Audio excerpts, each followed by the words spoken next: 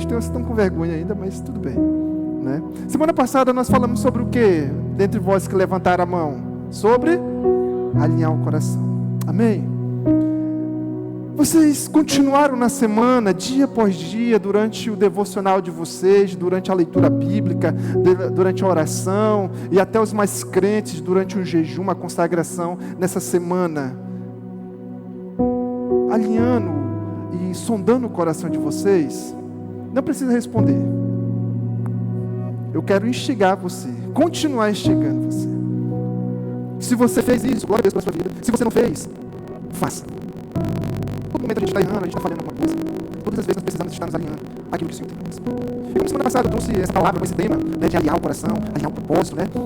Eu queria dar uma continuidade a ela, né, porque é muito vago. Algumas pessoas ficam no abstrato. Apesar de nós sermos diretos em algumas coisas, né, sermos bastante enfáticos, nós temos um público misto e cultura diferente aqui, e acaba que fica para algumas pessoas um pouco abstrato o que é alinhar o coração. Então, nessa noite, eu quero continuar sendo um pouco mais prático, lhe dando ferramentas de como você vai alinhar o seu coração. E nós vamos trabalhar com o tema nessa noite, começando bem. Aleluia. Quem é que gostaria de começar bem? Talvez alguém aí pense aí, não, Renato, mas é melhor terminar bem.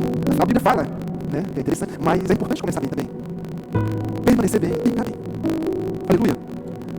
Então, dentro dessa temática ainda do nosso coração, nós precisamos começar bem. Nós precisamos iniciar, continuar e terminar bem. Mas muitos de nós não sabemos como começar. Sim ou não? É verdade. O ser humano é um bicho estranho. Ser estranho, deixa eu tirar essa palavra que ficou estranho. O ser humano é um ser estranho. A gente fala, dá o beabá, certinho da receita. E o irmão, a pessoa vai lá e faz tudo errado. Ou equivocadamente. Mas tá tudo bem, tá tudo certo. A igreja está aqui. Nós líderes estamos aqui. Para continuar estendendo a mão. É apontando o caminho. Aleluia. E eu não estou falando aqui, gente, que alguém fez uma coisa errada depois do 7º dia, tá bom? Então, iniciando bem, começando bem. Eu queria fazer essa pergunta para você que eu já fiz, né? Na sua visão, para vocês, Aliança Jovem, o que é começar bem? Ana, eu estou estudando psicologia agora. Douta de toda a sabedoria, da alma, adquirindo esse conhecimento, vai ser uma grande profissional. Para você consegue dar essa resposta? Para você, para a Ana, na perspectiva da Ana, o que é começar bem?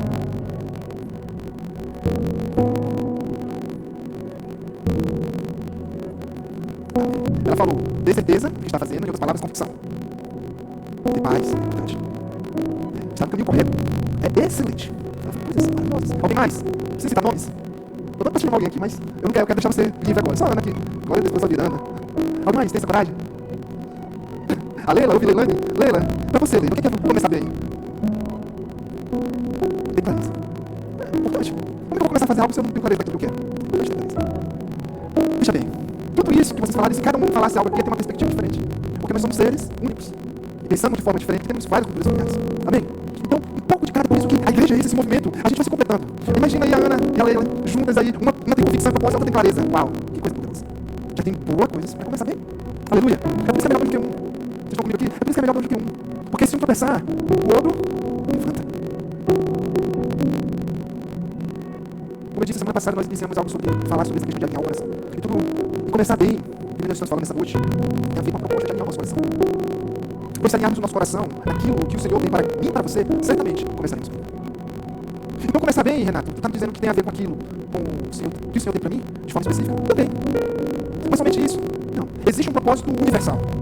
Existem desígnios que, vamos dizer assim, são genéricos. É para todos. E tem aquilo que é específico, que só a Ana e a Leila vão fazer, que eu e a Agnes não iremos fazer. Vocês estão comigo? Então tudo isso precisa estar claro. Nós precisamos ter convicção daquilo que é para todos, daquilo que é específico para cada um de nós. Porque senão, nós corremos o risco, e o risco é real, de sermos levados por qualquer vento de poder, qualquer tipo de ensino.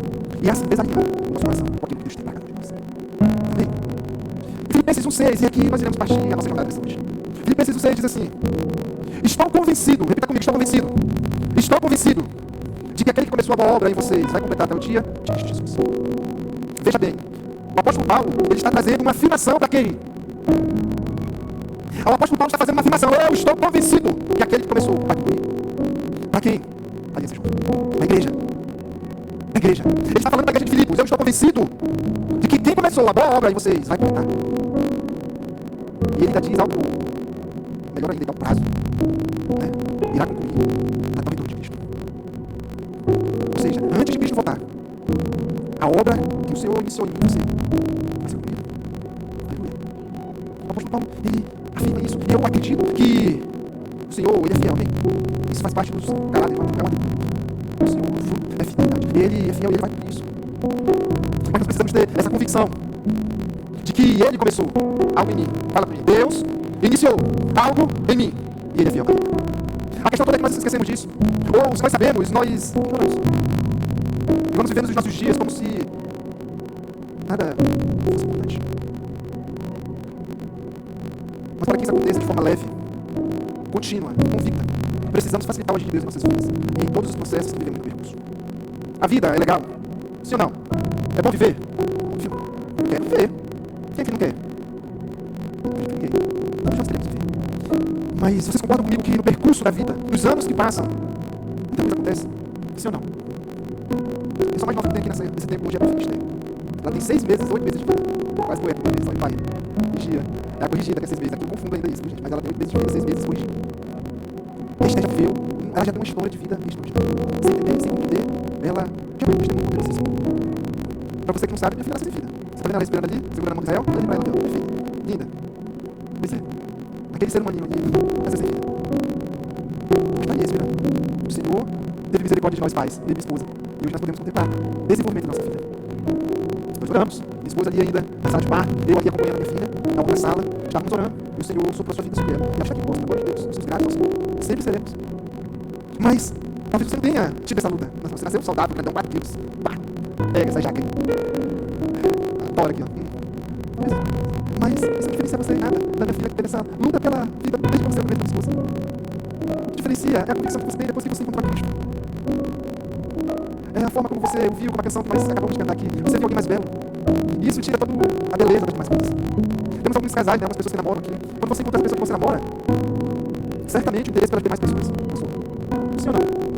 Os casados que aqui não nem precisam falar, né? Nós precisamos ter esse tipo de sentimento dentro de nós. O Senhor começou algo. E isso é revelado a nós. A questão toda é que nós temos sido passivos e não temos buscado conhecer.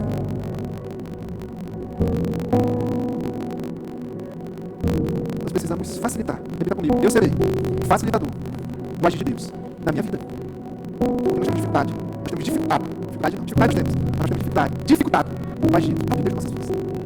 E isso inclui, nós descobrimos isso no dia a dia, nos plena vida da pessoa, nos discipulados, na resposta, no jeito de agir. As pessoas, por exemplo, faltam de Deus. Eu tenho uma pessoa boa para me falar quando falta o saborzinho da resposta. Chega o Saque Sampaio, minha companheira de vida aí. Tudo bem?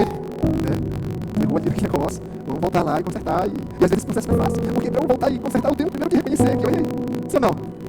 Se eu reconhecer, mas o que vai acontecer é ela falar novamente, ela dela descansar. É o que acontece no Espírito de Deus. Ele vai mais falando, vai revelando, vai mostrando, nós com o coração duro, dificultando, com o coração saneado, aí vamos apagando a voz dele dentro de nós.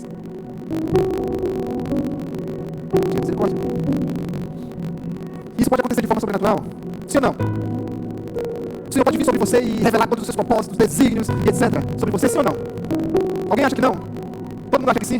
Claro que pode, gente. Ele é Deus. Ele é soberano. Ele pode fazer isso. O que ele realizar está nas suas mãos. É o que diz lá em Filipenses 2:13. Pois é Deus quem efetua. E vocês, ou seja, você. Então ele pode realizar de acordo com a sua boa vontade. Agora, tem por ele. Na sua soberania, ele escolheu agir através de quem, gente? Chuta. Olha aí, o ser humano que está do seu lado. Ele decidiu usar essa pessoa que está do seu lado. Para facilitar, para ser um canal de bênção na sua vida. Sua família, seus pais. Talvez você tenha pais aqui que não sejam tementes ao Senhor, não aceitaram Ele como o suficiente Salvador, mas eles têm uma graça do Senhor para Ele conduzir no caminho do próprio Deus. Ouçam-os. Se você se encaixa nisso, esses seus pais são cristãos, né? Que tem a sua família, as autoridades, pastores, líderes, a sua igreja. Então, como pessoas, nós precisamos nos submeter a alguns processos da vida que estamos passando. Nunca dá sozinho, guarde isso. Nunca ande só. Não seja presa fácil. Não seja o bichão. E não é o N, não. Não seja o bichão de querer andar só, não. Porque quem anda só vai confessar pecado. Quem anda só, depois vem se arrependendo. Glória a Deus pelo arrependimento. Mas vem pesado, confessa pecado. Geralmente quem anda junto, confessa a tentação. E é melhor confessar a tentação do que confessar pecado. Aleluia. E sempre tem uma convicção. Não importa o momento que você esteja passando na sua vida. Se o seu líder lhe deu ouvido ou não. Se o pastor lhe ajudou ou não. Se aconteceu qualquer coisa. Você não está só. Deus está com você. Meus irmãos, teve uns dias, no ano passado, que parecia que nada dava certo. Eu estava mais densas trevas do que essa camisa que eu estou vestindo agora. Meu irmão deitava dentro de uma rede, com um quarto fechado. Passei 7 dias, eu ia no automático buscar meu filho, levar, às vezes, com a roupa, mesmo, 7 dias atrás. Você vê o nível da da luta que eu estava passando. Esse processo todo que nós passamos, nascimento da minha filha, minha esposa, aquela coisa toda.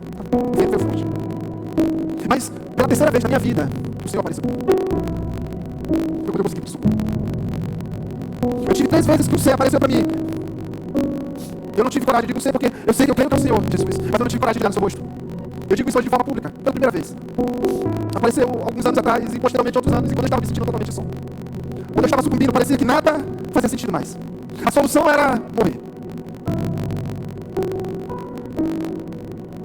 Eu vejo alguém, aquela pessoa que já tinha aparecido 2 vezes antes, tocando meu ombro direito. Eu olho a sua mão, eu vejo as suas vestes alvos, resplandecentes, e ecoava dentro daquele quarto escuro. E sem ele falar nada, eu entendi que eu não estava só. Eu entendi que ele estava sentindo a minha dor. E naquele dia eu liguei para o meu pastor, me ajuda. Porque até então eu já tinha dado negativas para o pastor. Pastor, não quero falar com ninguém, pastor, eu quero continuar aqui, quieto, só. Você nunca vai estar sozinho. Não importa. Se você mesmo quer estar só, ele estará com você. Sentindo a sua capacidade de você. Nós precisamos ter essa convicção, porque algo foi iniciado em nós. Nós não conseguiremos iniciar bem, ou permanecer bem, ou terminar bem, se nós não tivermos isso dentro de nós, com uma certeza e na palavra. Assim, teremos mais êxito na nossa caminhada. Sabendo que nós estamos só tendo essa convicção, essa clareza. Mas a partir de agora eu quero ser um pouco mais específico para vocês. Eu quero dizer para vocês o que vai de fato. Eu quero pontuar 3 coisas nessa noite. O que vai nos fazer ter uma caminhada excelente. Aleluia. Vocês estão comigo aqui? A primeira coisa, eu quero que você anote aí, passe um corretivo, pinte com giz de cera, faça encaixar, não sei, mas grave isso. Não, provavelmente você já ouviu isso, é certeza que você já ouviu, mas eu vou falar novamente. A primeira coisa, para você começar bem, para nós, Aliança Jovem, começarmos bem, nós precisamos da palavra de Deus. Aleluia. Nós precisamos da palavra de Deus. Nós precisamos da Bíblia. Veja bem o que diz Josué 8. Não deixe de falar as palavras deste livro e meditar nelas de noite, para que se cumpra fielmente tudo o que nele está escrito. Foi então, seus caminhos prosperarão. Meus irmãos, quem está falando isso aqui? É Moisés? Hã? É Moisés que está dizendo isso aí? Não, é Deus. Isso não é um conselho de Moisés, não, meus irmãos. É o próprio Deus falando com Josué. É o próprio Deus que disse, medite no livro da lei. E essa expressão, livro da lei, é a palavra da Bíblia. Porque às vezes algumas pessoas veem o livro da lei, não, isso daí é aquela coisa, leis morais, as leis da nação, então não tem nada a ver com isso, não. É a Bíblia, é aquilo que tinha de revelação escrito de Deus naqueles dias. Então Deus fala, medita nelas, de dia e de noite, para que se cumpra fielmente tudo o que nela está escrito. Quando nós meditamos, vai se cumprir na nossa vida tudo aquilo que nela está registrado. Veja bem aqui, a chave é meditar. A chave é meditar, e meditar é diferente de ler apenas. Ler, às vezes a gente pega, no início, no 1º de janeiro, pega um devocional e sai. No 12. Vai chegar em dezembro. Eu li a palavra toda. Uau! Eu sou bom. Eu li, irmão. Eu li. Esse ano eu li a Bíblia toda. Tu não leu, né? Eu te conheço. Pecado miserável. Eu li. Não tem nada a ver com isso. É excelente, é bom. Leia a Bíblia toda. Se seja com plano, sem plano, leia. Mas meditar é diferente. Meditar é quando você está lendo um versículo, uma palavra, e aquele texto salta, e você para nele e começa a refletir. Buscar água. Buscar alimento. Verdades espirituais, como o apóstolo Paulo fala, atrás daquela tinta. Poucos de nós têm feito isso. Pouquíssimos. Eu digo isso com toda certeza. Eu conheço os meus discípulos. Eu estou falando sobre leitura. E a leitura, muitos têm. Mas poucos têm meditado. Poucos têm conseguido extrair. Sabe? O que evidencia isso quando nós oportunizamos a pessoa aqui? Eu queria dar um devocional lá na Aliança Jovem. Meu Deus! Pega ali. Isso. Opa, está sendo gravado. Jesus, guarda bem isso. Dá até uma coisa, né? Que é melhor uma coisa. Isso. Mas quando nós meditamos, nós queridos, revelação flui. E é essas verdades que elas entram no nosso coração, que traz luz para as trevas que nos envolvem e nos ajudam a manter o nosso coração alinhado àquilo do Senhor. Porque veja bem, não é ler simplesmente, é meditar. É o meditar na palavra, é o meditar nas escrituras, é o meditar. Só então os seus caminhos prosperarão e você será bem-sucedido. A chave aqui é meditação. O livro da lei era a Bíblia, o texto que está falando com Josué. Medite diariamente em tudo que está escrito e você será próspero e bem-sucedido. Aleluia. Olha o que o salmista vai dizer no Salmo verso de número 1, diz assim: ao contrário, a sua satisfação está na lei do Senhor, e nela medita dia e noite. Veja bem que a meditação gera satisfação. Porque quanto mais eu medito, mais revelação eu tenho, logo mais pertencente, para se dizer, vamos usar a palavra que é muito utilizada aqui na igreja, mais pertencente à presença, àquela glória, aquilo que o Senhor é. Não nos sentimos mais assim, não. A satisfação está no meio do Senhor, nós precisamos encontrar. E na verdade, nós nunca vamos estar satisfeitos. Porque quanto mais nós meditamos, mais nós o conhecemos e mais famintos ficamos. Essa satisfação aqui, nessa satisfação que nós temos de comer um churrasco gostoso, e enchemos a barriga e pronto, não quero mais. É uma satisfação que ela não tem fim. O salmista expressa uma emoção, o seu contentamento, a sua satisfação em meditar nas escrituras diariamente. Veja bem, é uma leitura. Mais uma vez eu quero dizer que enfatizar, não é leitura apenas, é meditação. E deve ser o nosso sentimento com relação a Deus, sempre. Aleluia. Olha o que o salmista vai falar lá em Salmos 119, no verso de número 97. Diz assim: como eu amo a tua lei. Uau!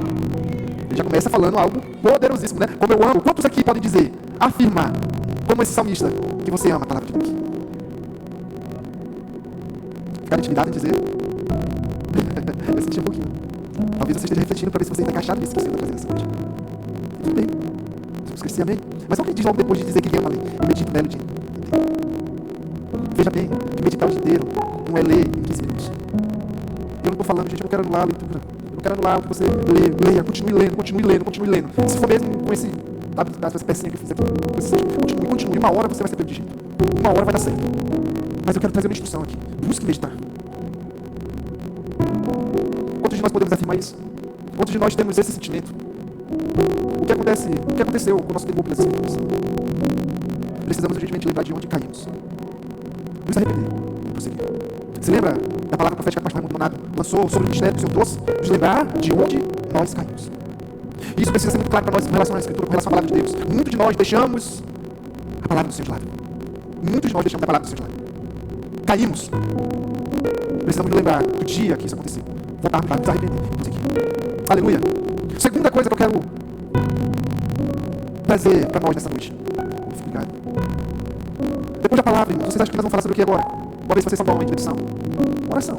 Eu ouvi aí, viu? Sobre isso, mas eu ouvi. Quando eu falo sobre isso, eu tenho um pouquinho medo, eu tenho uma perda auditiva. Mas quando você estiver falando comigo, viu? Se eu estiver só assim, fale um pouco mais alto que eu vou entender melhor, tá? A perda auditiva, alguns decibéis aí, não é considerado ainda, que seja, não tem relacionamento específico. Mas eu tenho. Por isso que às vezes discipulado, né? Os meninos aí, eu falo, gente, fala um pouquinho mais alto, por favor. Eu preciso entender o que eu estou dizendo para poder dar uma orientação. Vou voltar para cá. Segundo ponto, gente. Para nós começarmos bem. Primeiro, o que é a palavra? Meditar na palavra. Meditar. A chave é meditação. Bem, meditar na palavra. Segundo, é oração. Oração. Não tem um dia de manhã que eu levante e a minha esposa não tome café e faz Renato me orar. Tem. Porque, gente, eu conheço poucas pessoas que oram como minha esposa ora. Eu conheço poucas pessoas. E eu digo sem problema nenhum. Ela ora mais que eu. Não tenho vaidade nenhuma. Ela ora mais que eu. Mas ela ora.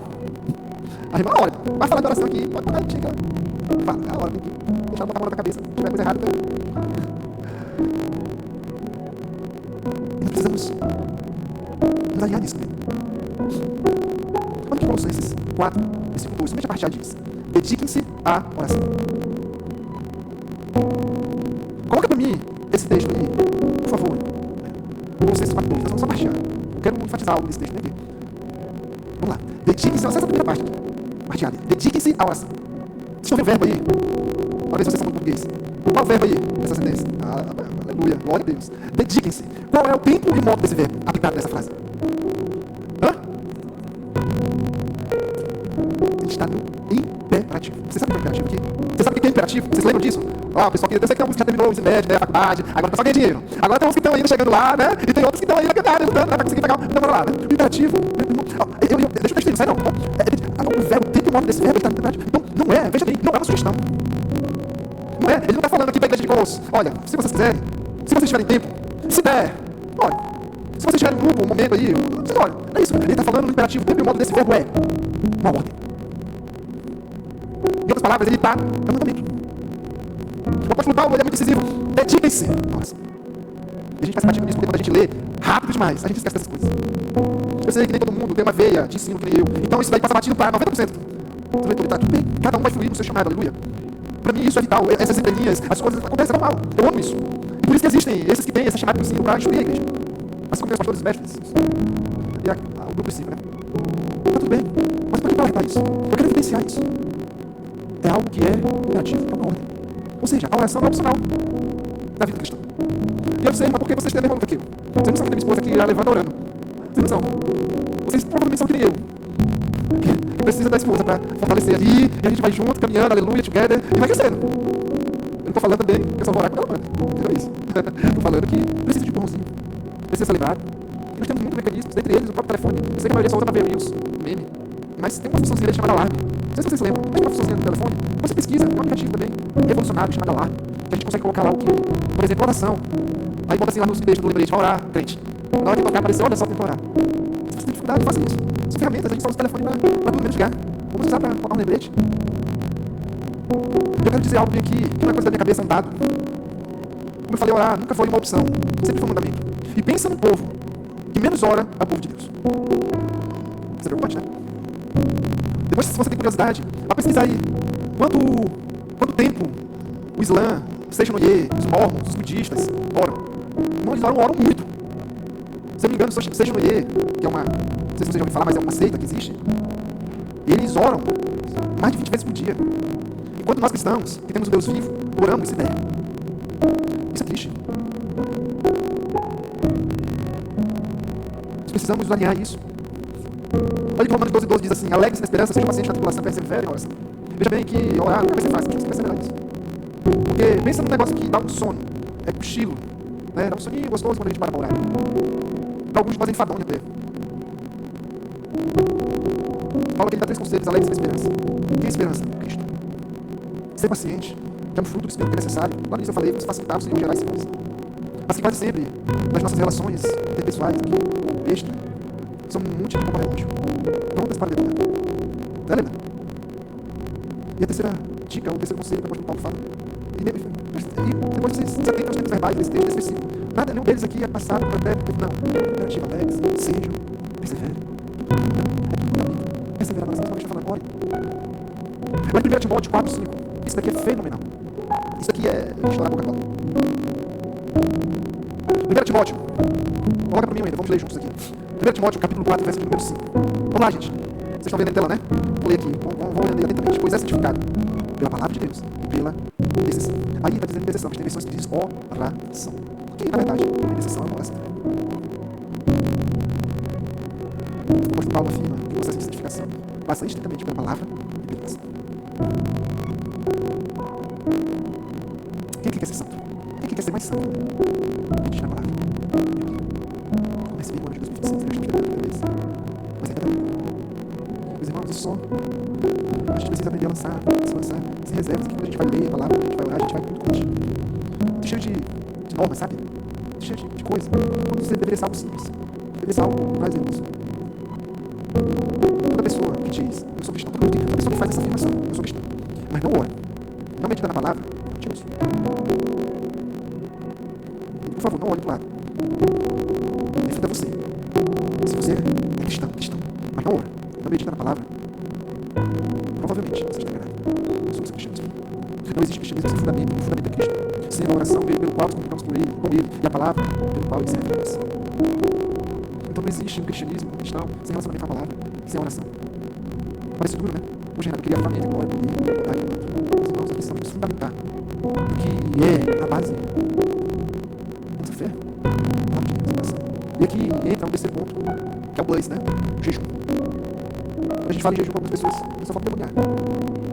Não, meu Deus, não dá. Irmão, tem uns que estão saudáveis, e contra a doença. Senão tem um bocado de doença que não dá de fazer esse tipo de jejum. Falando de brincadeira, mas é uma realidade. Veja bem, o jejum, ele é essencialmente abstenção. Né? Isso aqui é uma informação simples, talvez alguns de vocês saibam, você sabe como lembrar. O jejum é essencialmente abstenção de comida, amém? De comida por um período específico. Com o objetivo de focar em oração e meditação na palavra.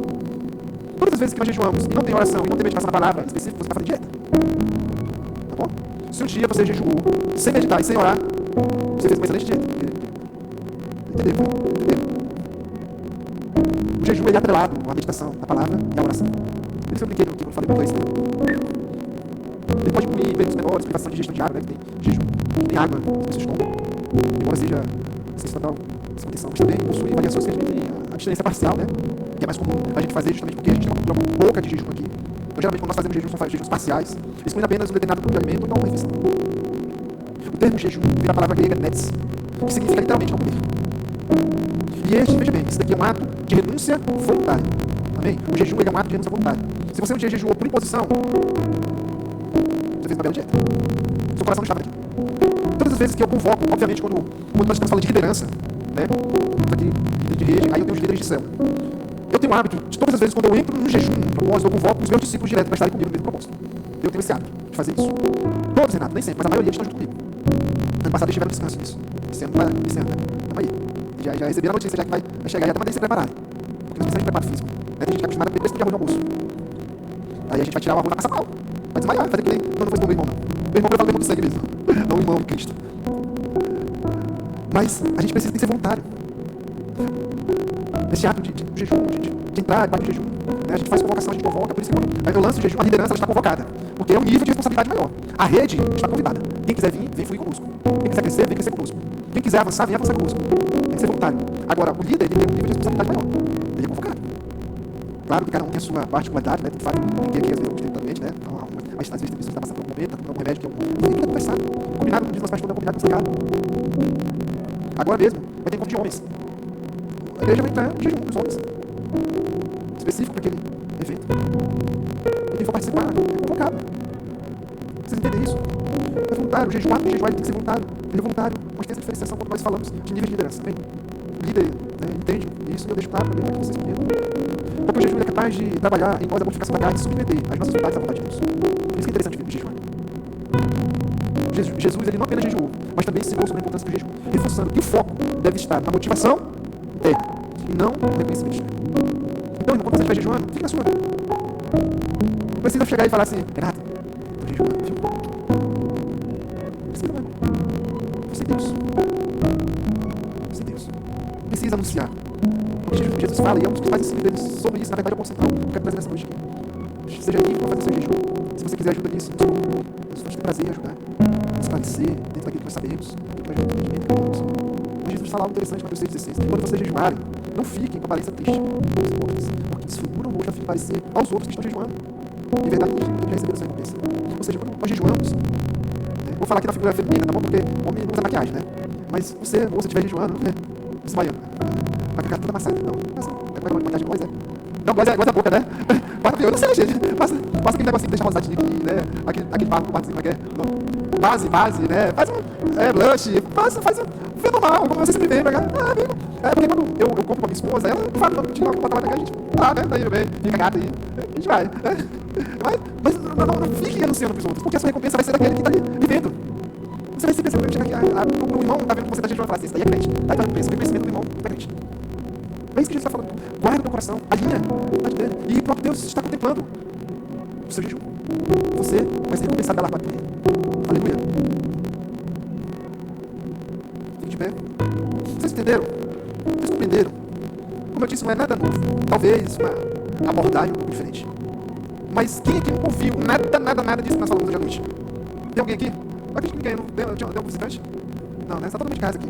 É até bom para a gente tratar um assunto que é bem específico mesmo, né? É isso, Senhor. É bom, essas coisas. Então, gente, nós temos para essa noite é isso. Para começarmos bem, o que nós precisamos fazer, Senhor? Primeiro, alinhar a nossa vida, nosso coração, amém? Isso precisa ser diário. Precisa ser diário. E no que se respeita hoje, nós aprendemos hoje, meditar nessas escrituras. Repita comigo, meditar nessas escrituras. Orar. Jejum. Você quer um 2026 excelente, extraordinário? Você quer viver o novo de Deus, como foi ministrado domingo? Alinhe seu coração. Comece pelo simples, que é oração, palavra e jejum. Isso é o básico da vida cristã. Viva isso. Se fortaleça nisso. Crie hábitos nisso. Vai ser fácil, Renato? Não vai ser fácil. Eu vou conseguir a partir de amanhã? Talvez. Não sei a sua força de vontade, a sua determinação, não conheço na profundidade, mas eu vou dizer para você, vai ser uma luta diária. Até que se torne um hábito.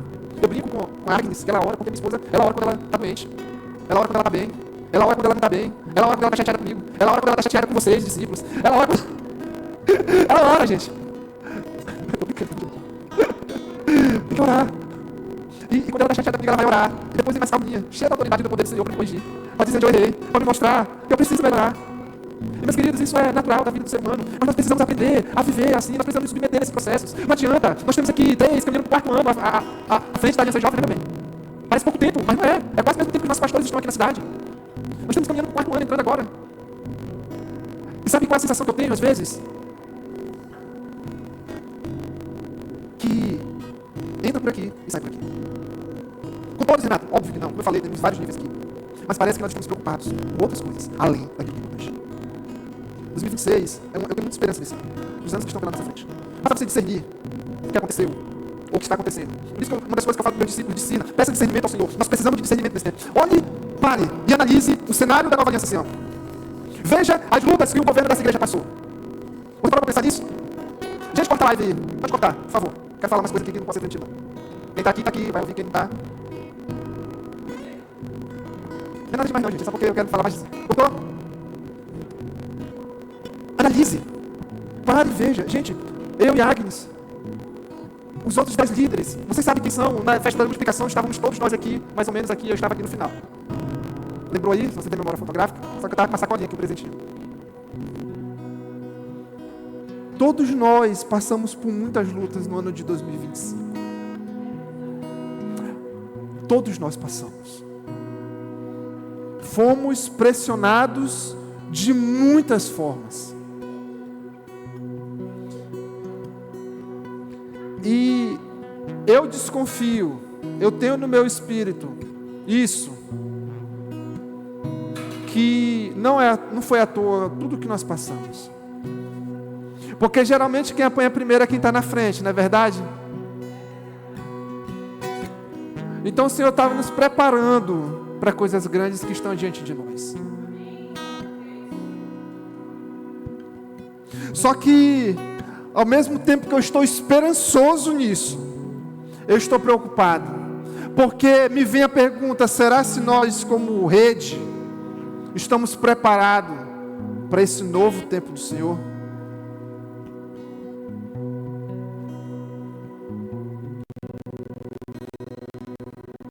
Nós precisamos amadurecer. Alguns de nós estão desde o início que nós iniciamos a nossa liderança aqui.